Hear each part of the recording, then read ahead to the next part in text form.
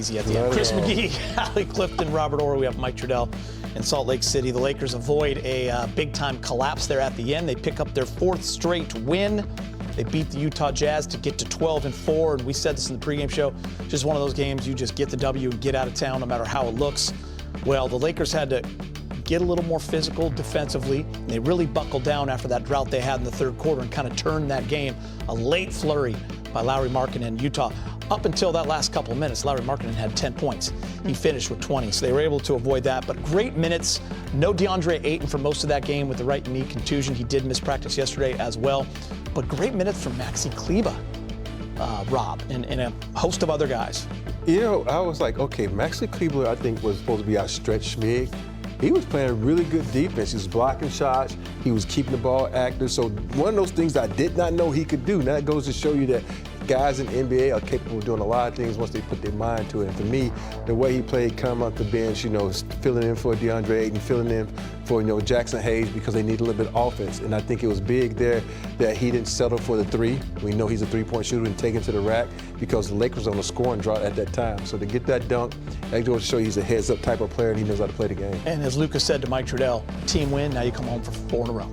Yeah, I think for a team that we've all looked at from the outside looking in as a close, tight-knit team, you aren't 8-2 on the road or 7-2 going into this one on the road for nothing. There's something that is working, but I think these are opportunities that you show what you're capable of in different kind of situations. As you mentioned, it's one, and you get in, you get out. It's 34 degrees in Utah. It's a game in November. You could have easily laid down early on when, you know exactly what I'm talking about, when Utah responded to the early start for the Lakers. I mean, down the stretches in the 4th, you look like things are going well. You're starting to pull away. Utah had 8 points until they finished winning the quarter with 25. So you get through those hurdles and those things that you look at the film when you have a time to sit down and kind of find ways to get better. But I think all in all, the contributions, you mentioned Maxi Kleber. I look at a guy like Marcus Smart, who's a plus 18. Yeah. Those little things that don't show up in the box score, big on that final defensive possession, no matter what the call was. And so, yeah, a total team win for this squad. You know, we got to set up this last sequence because the Lakers actually only had a 1-point lead, and Markkanen had a shot from about 15 feet. He missed it. We thought that ball went out of bounds. It did not. Luka get fouled. Luka goes to the free throw line, hits 1. So they have a chance to either win or tie, and it's Maxi Kleber on Keontae George, and that's great defense and ball game. Yeah, that's great defense, but it also goes you to I hadn't used this word in a long time, veteranism. Use it, Rob. The young fella doesn't have any veteranism. Know that the way the NBA is calling this now, if you don't fade with that shot, you go straight up, you get the fouling and go to the line to be able to win this thing. But let's give it now back on the good side. It was just Keeler being able to, you know, switch and then understand that the contest was a great contest and to play very well. So that was a really strong defensive play down the stretch for the Lakers. So Luka Doncic, we'll start with him, guys, on a night where he was just 3 for 12 from 3, and a night where he said, I got to make that extra free throw there. And he also talked about just, you know, being a little tired, the legs there in Utah. But he gets it done still. Allie, 33 points, 10 of 24, got the 11 rebounds and 8 assists.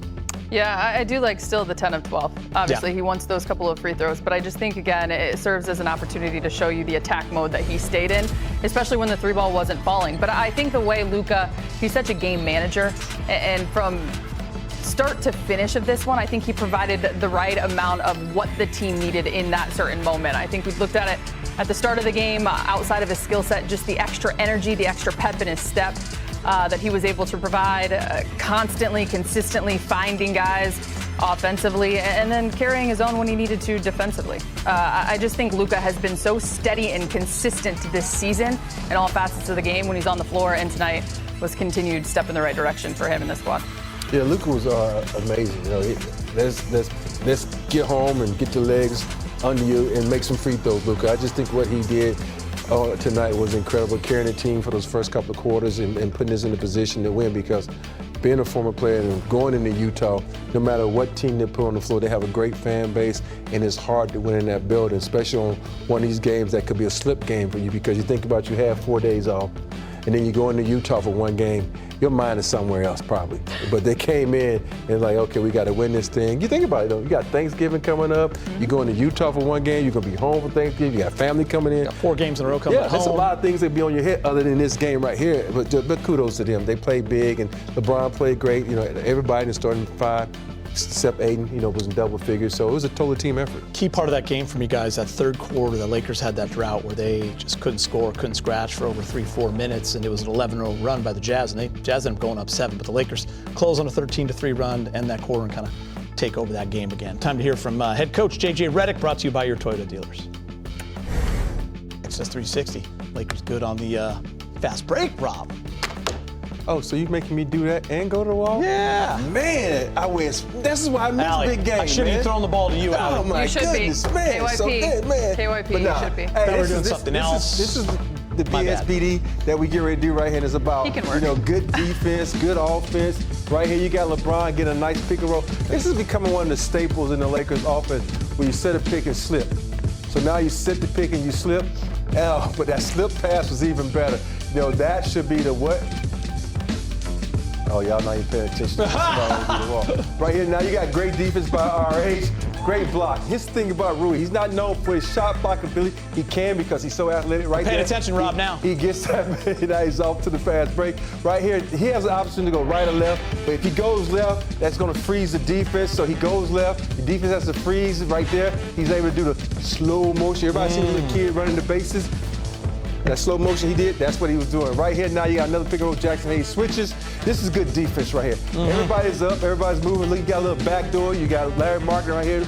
Luka, this is where they anticipate the switch, but Luka says, you know what? I'm in great defensive position. Say it for me. Nutmeg. There you go. Nutmeg, because I've never used that term in my life before, unless I put a little nutmeg in my pancakes. But other than this, Jackson You ain't cooking. Up top. I do cook. Up top, right here. Now we got Austin Reaves with the rebound up top. Here's Luka. Luka has 1, 2, 3, 4 defenders around him. What he's gonna do, I'm gonna go to the hole and make y'all all pay attention to me and give it to my favorite guy, RH. At this moment in the game, RH was on fire. I would do Flames, but Flames are reserved for James, and he's not here tonight. So that's what you have to do when Sharon is carrying Allie up top one time, pick a ball player. All right, and then, you just share the ball, you have fun with it, and then you enjoy the moment. He's a competitor. We don't. Okay? We're on different teams, guys. Okay. Different team. My bad. You want to jump in on that play, Allie, since I didn't give you the... The nutmeg, the cinnamon spice. Yeah. Just how cool it was. Yeah, just, Oh, Rob's you're breakdown. right. Yeah, Kevin call it Love on is Rob's going to feel breakdown. picked on by the Lakers. It was a great breakdown, and I think the biggest thing for this team is when you talk about where you need to get to defensively, the sharing, the carrying, the ball movement, the execution, the cutting off ball offensively, bringing it all together. They've had great glimpses of it throughout this early part of the season, but it's only going to continue to get better. And plays like that show you exactly why they're capable. Austin Reaves ended up with 22 points. He's with Mike Trudell.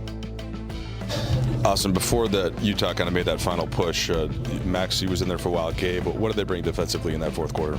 They were huge. They both, provided, really big minutes and, were very impactful to us winning that game. If we didn't have them, we probably wouldn't have won that one. Did you guys have any read on how DA is, even spirits-wise, after having to leave the game?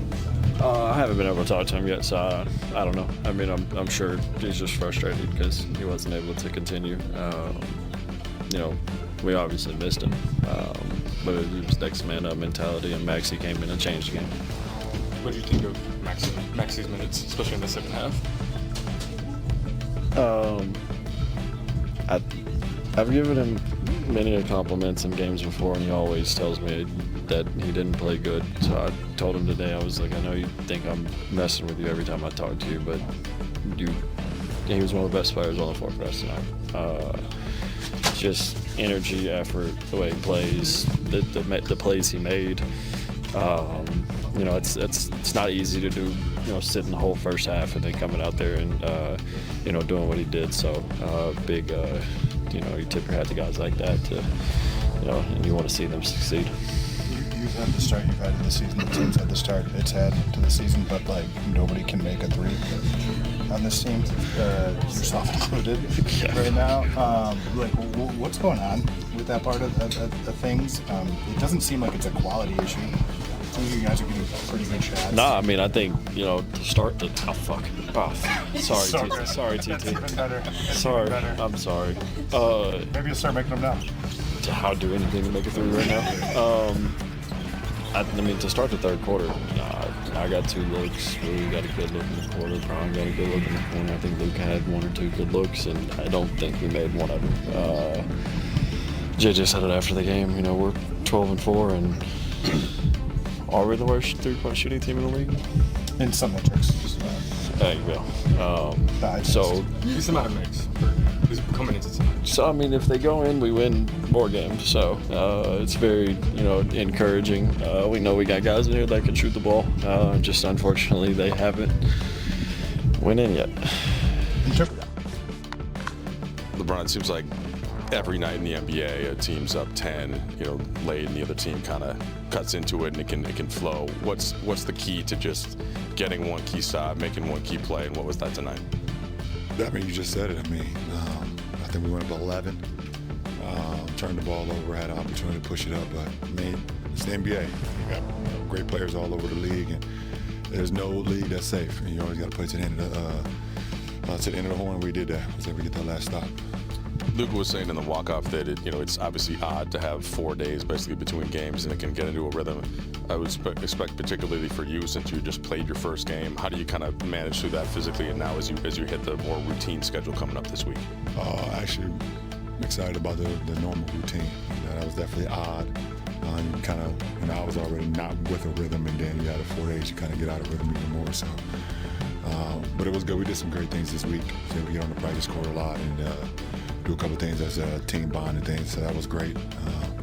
But happy to get back on the basketball floor and play some ball. Marcus said he thinks an early characteristic for this team is resiliency, and that explains the 12-4 record. You had to show it again tonight with DeAndre going out. What do you see out of Jackson and Maxey? Everything that we needed. Obviously, Jackson has been in a certain role with us before, so very easy for him to step into that role. But Maxey gave us big-time minutes, brought physicality, had a big-time move towards the end to get that dunk. Had a couple rebounds, a couple blocks. He was big for us, and we needed that. LeBron just said basically, who cares? Keep shooting. I mean, like you guys as a team have not shot the ball well at all yet this season. It won't last. I'm not worried about it. We got too many good shooters. It won't last. How encouraging? There's almost you guys are so well. We're getting great looks. I mean, if we were shooting bad shots and missing, then we could be